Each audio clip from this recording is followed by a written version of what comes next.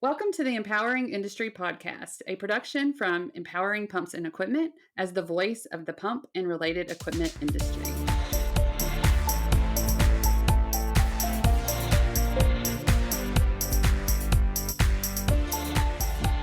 Welcome to the Empowering Industry Podcast, Susan. I am so excited to have you on. It's been like a work in progress to get our schedules to align, but that's Right. because we are both driven leaders.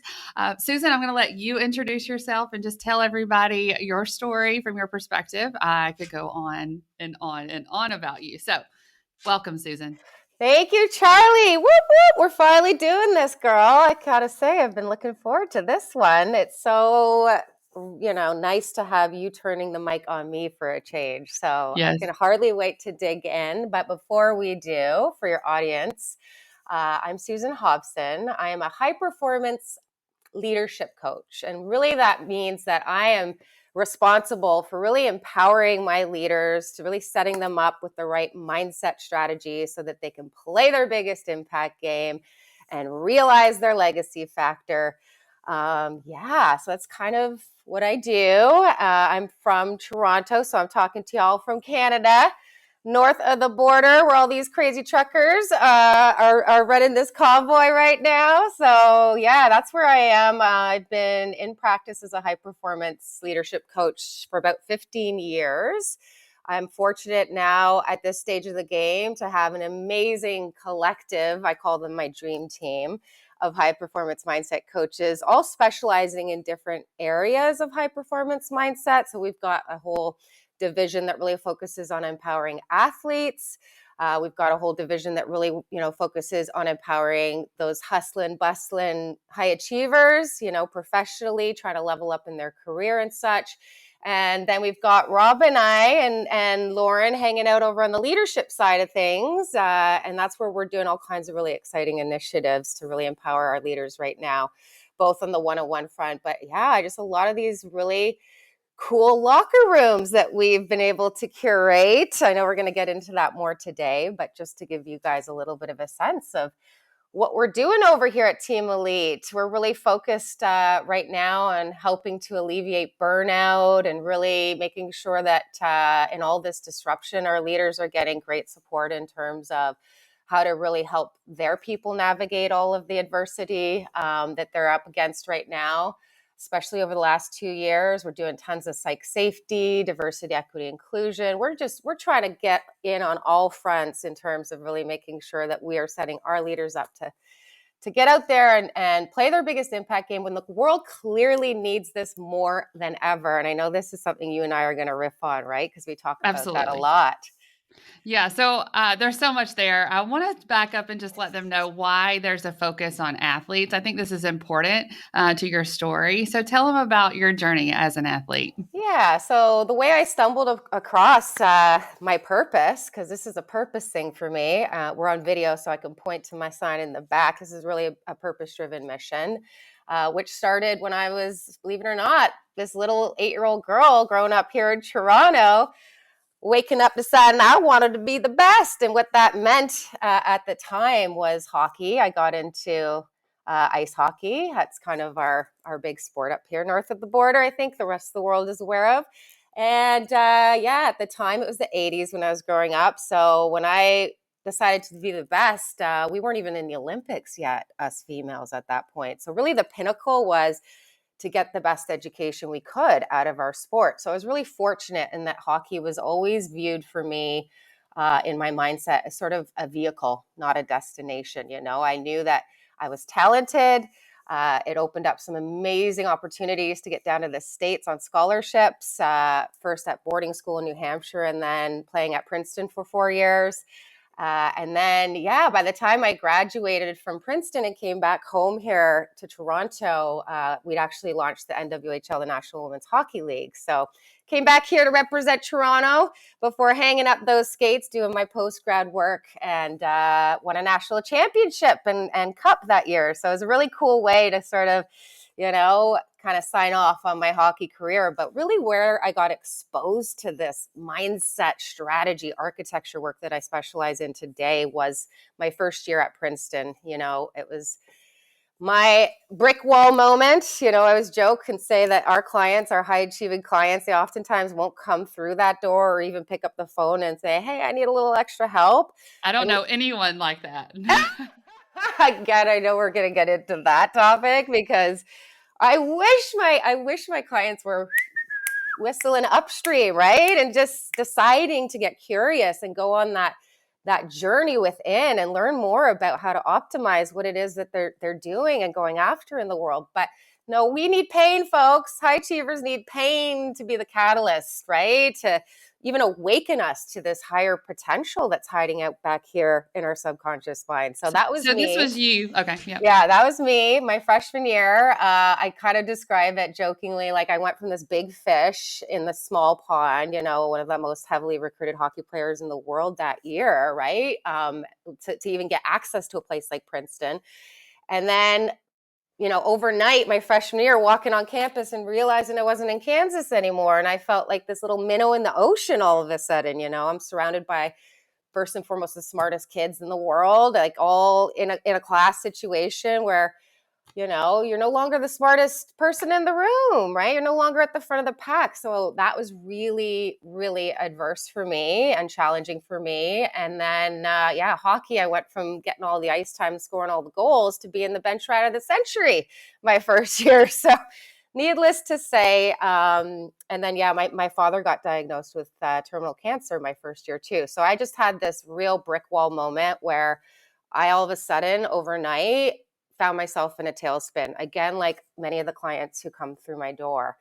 And that was where I had the opportunity before hitting the eject button on this mission. I'd worked so damn hard to get there. That's And right. it's things that this is the thing that chaps my ass about this type of experience for high achievers, right? Is like oftentimes this can be that crossroads moment where they don't often, they don't always necessarily get the help or the resources that they need. And then sometimes that's the end of the mission for them. And so I was fortunate. I was in one of these places that has people like me on staff. So I got, pretty well supported when I was going through all of that adversity. And the experience I had was such a contrasting overnight experience, bench rider of the century, my freshman year, getting C's and D's for the first time in my life, which was like a real moment for me. My self-esteem, self-confidence, self-motivation, all kind of like in a tailspin. To my second year, my sophomore year, being on the starting lineup, one of the leading scorers and being on the national dean's list academically. And this was all because I always knew as like a high level athlete that I needed to get in the gym and train my body, but I was never taught that I had to get in the mental gym and train my mindset. And it was like, because I kind of looked around on that campus and I was like, okay, all right, this is why I'm here. Again, kind of a moment, right? I really calibrated like, this is some really high level intel that I feel like a lot of people won't even ever get access to if they don't have this type of experience where they're surrounded by these types of resources. So I decided to go on my mission. Pretty much from that point is where it really started to percolate for me. I started to have this kind of aha moment where I saw why I had gone through the gauntlet so far upstream and early in my life. It was really so that I could get exposed to this type of opportunity and learn about the fact that performance is 90% mental and that there was so much more of my potential hiding out back here waiting to be untapped, which I never would have found unless I had had that brick wall experience. Wow. I just was sitting there thinking how you did that and then you went back and y'all won the national championship. And Yeah. you just think, like, could you have done that if you hadn't have been through that and then really tapped into that mental and mindset training? I wonder, you just Yeah. wonder. And I think it definitely leads to it. And I've learned so much from Susan. She's my coach, along with Rob, and I've learned so much about the work of mindset that is important. So I do hope people will kind of not just think, oh, that's a buzzword, but really, dive into what mindset is and how it can affect your game, not just the hockey Yeah. game, the game of life, and both. We talk a lot about business and that work-life balance. And I think that this is important to understand that we're all just humans Yeah. and this is part of that. And we want to align everything where, our mind is not in conflict with our actions for sure. Exactly. Okay. So I kind of understand the path there as far as getting to coaching. Mm-hmm. But then, it's kind of fun to think about how you got into this industry in particular with Mm-hmm. Rob. But is there a certain group of people that you look for? I know you alluded to it earlier with elite, but Mm-hmm. how do you find these high achieving people, Yeah, I feel like this is the first thing I want to say is I really do feel like it takes a high achiever to coach a high achiever, yeah, I feel like you kind of have to really experientially understand what is hiding out behind these gates of a high achieving mindset to really understand what it is that they're up against. Because high achievers, they're the people that everybody thinks has it all together. We don't need any help. We don't We need got this. any help. We are an island unto ourselves. We don't need nobody. We don't need no support. Like all these crazy beliefs, right? That just keep us, again, so limited in our potential. So because I had such a contrasting experience and I was getting exposed to what I needed to deconstruct as a high achiever in my mindset, those limitations or those governors subconsciously, I was able to really develop my process based on helping the high achiever themselves specifically. That's where I started. Obviously, low-hanging fruit was helping the athletes, right? Because I knew what they were up against, and that was kind of low-hanging fruit. And I knew that there's, this whole mindset thing in sports. To me, it's just mind-blowing in 2022 that this is such a blind spot still, okay? But it is, and our kids are suffering because of it, right? They're being set up with these playbooks of beliefs that really set them up for this life known as striving, right? Striving. It's never good enough, never good enough, never good enough. Like all that starts to manifest both in our physical health, but our mental health, right? So was really passionate at first of getting out on the mission to help my peeps in terms of my athletes. Then I saw it was kind of the same thing playing out in corporate, right? With my business high achievers. I started to see a lot of the same maladaptive all or nothing strategies and perfectionism and people pleasing and all these like notorious maladaptive broken strategies that really a high achiever runs on. So at that point, I was kind of saying, it's all the same set of performance principles, just in different arenas. And so I started to get on that mission. And then I really started to calibrate, much like with my athletes, it was really systemically coming from the fact that they were, being led by leaders that were sort of more on the 1.0 side of the fence, which is this kind of old school command and control, power over, right? Rather than power within, punitive style of leadership, which really was, again, the ripple effect. I was seeing that with my athletes and my high achieving professionals. But I started to really calibrate that. And I started to think like, well, what if I get to the leader and I can actually teach the leader how to really set their people up in this way that I am setting these individuals up in? Because it's great when you have these strategies as a high achiever, learning how to turn that into, being a high performer. But when you go back into these conditions and these environments that are being led in this really, maladaptive, unresourceful way, then it's like, it's still kind of a battle, right? There's a lot of resistance there. So, yeah, so I I started think to, one of the things, Susan, is that, some of these leaders that do, I mean, they're high achieving, they're performing well, they're yeah, up there, they're trying to help people, that they mm-hmm, might not even know that they're not showing up the way that they want to show up. Right. And totally. so doing that work, that leadership work is Mm-hmm, so important to dive into, mm-hmm, what is holding them back to that kind of next level of leadership too, which mm-hmm. I think y'all do a great job of. And I've seen that and seen, it's been wonderful to be in the locker room and see other people on kind of your reflection of yourself a little bit of like, Yeah, how are they doing that? Oh, I do that. Okay. yeah. Now I'm seeing it very clearly. But, I'm curious of what you think is missing from leadership and training in general. I mean, you're working with so many people at the top. How are you, like, what do you see that's really missing?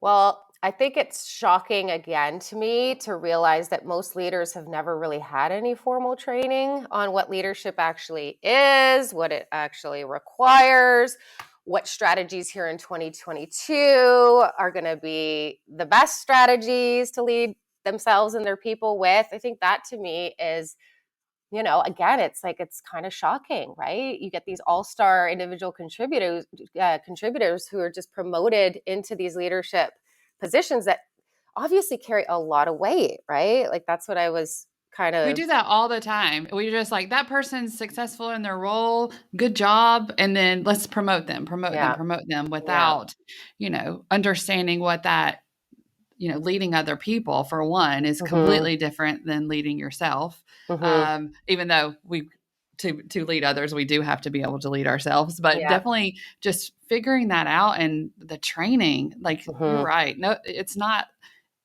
in the budget, or it's not in the just process of hiring someone new. I know I'm terrible at it when I bring somebody in and training them on even, what's happening in our business, right? mm-hmm, So you can get better by using the processes and tools. And you definitely have a lot of tools in your toolbox that you have given people that join up for these trainings.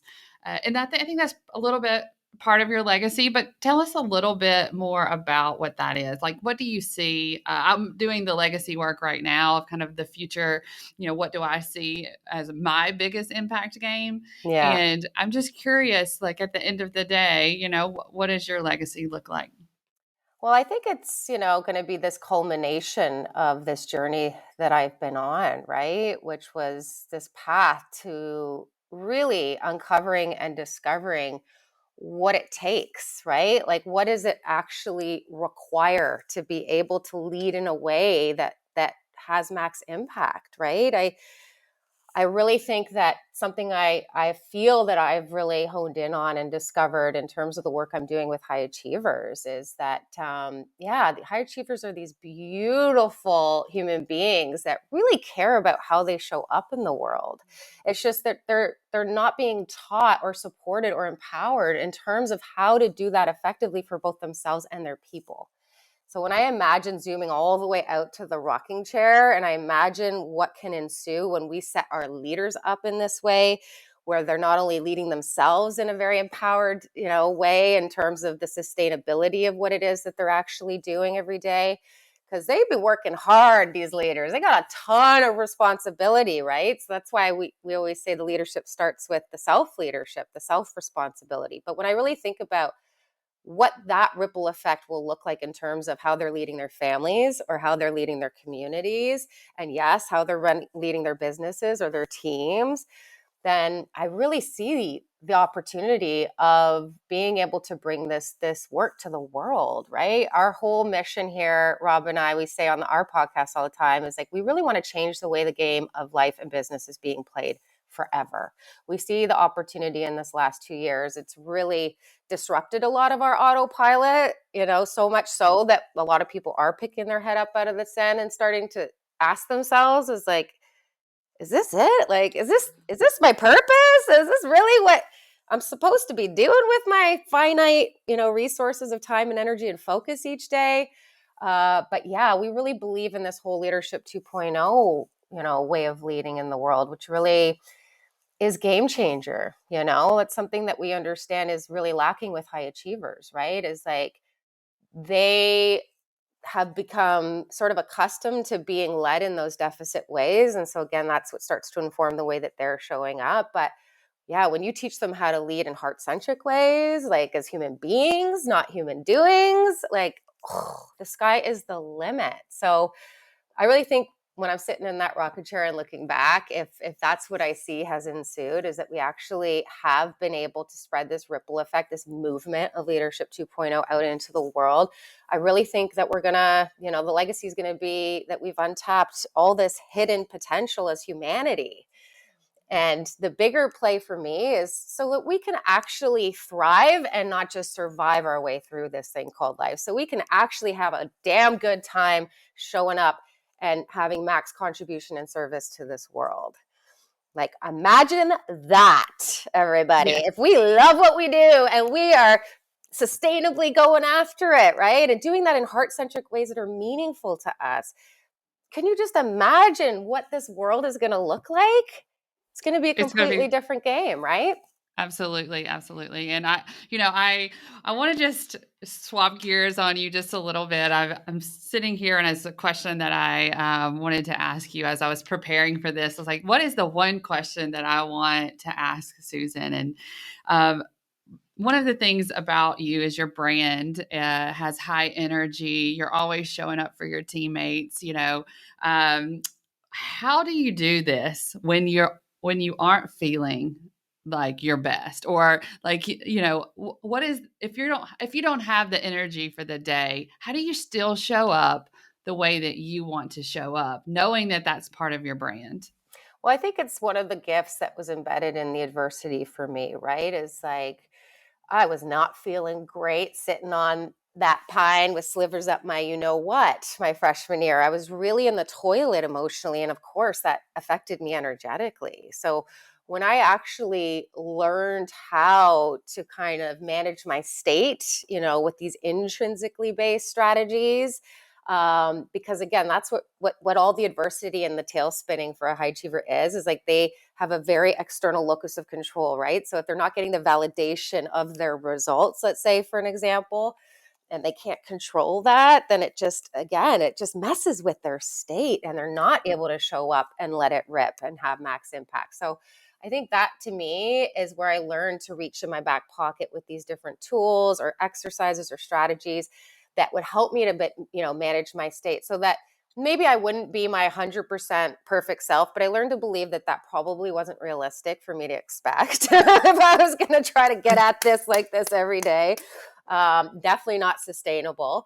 But I learned to just kind of shift my metrics, right? The goal just became this wonderfully intrinsically based thing of, I just need to show up every day and do the best with the capacity I have. And rather than get it right every day perfectly, which again just doesn't work, I now had a way that I could feel confident even when I was sitting on that bench, even when I was waiting for the coach to tap me on the shoulder and give me an opportunity to crack that lineup. So that's what I do. I'm a single mom and running this business with all these wonderful people on my team and all these wonderful people that we serve. It's definitely not linear. There are definitely days where I'm reaching in my toolbox so that I can practice what I preach, right, as a leader, and use my tools to help me navigate that. And tell us a little bit about those tools. I know there's a couple, my favorite thing that I've learned, is over the time, if something is getting me, to the point of like upset, like you should be able to realize that and not, realize it after you've said, whatever. Yeah. And so just managing that part of just understanding your body and hearing and listening to it, I think is really important. But just give our audience just a couple of tips. You don't have to go into your whole toolbox or anything, No. but just share a couple. Yeah, so I think just as a starting point, an entry point into our process really is this whole EQ thing. It's this emotional intelligence work that we really are very passionate about, right? And that's because the neuroscience really suggests that only 20% of our potential is really predicted by what we know. And the other 80%, whopping majority, is predicted by our emotional intelligence, which is where this mindset thing comes in, right? It's like, how do we get behind the gates of our subconscious mind so we can do little beliefs work, right? And shift our perception or our perspective in terms of what things mean, because that really is what's responsible for our neurochemistry. That's what's responsible for the way we feel. And please believe that correlates to your energy. Like how you feel emotionally is the biggest driver of that. That's what state is. It's the quality of conversation happening between your brain and your body. So if I can turn the channel or change the channel, I like to call this pivoting my mindset, right? Then all of a sudden I can really start to raise the vibration. I can raise the frequency in my neurochemistry that's going to help me. I think of it like a hockey player at the last 2 minutes of a third period and you're gassed, but you got to reach down into your skates and find something in your toes. But that to me is where that really happens, is in that emotional intelligence work. right? Which Yeah. is shifting your What you perspective. value. Yeah, what you value and how you show up. So, Yeah. we were talking about earlier, I've had so many health issues this year, and you're like, what is the moment when I just don't feel like it? What would make me show up? And it Yeah. is whether it's important to me or not, right? What I Yes, value, totally. it really changes. And now everybody needs rest and take care of yourself. But what I'm talking about is how do you make decisions on your calendar on what are you going to put in there and what you're going to say no to. And I think it goes back, to those values and doing things that you enjoy, Yeah. that bring you joy as Yeah, well.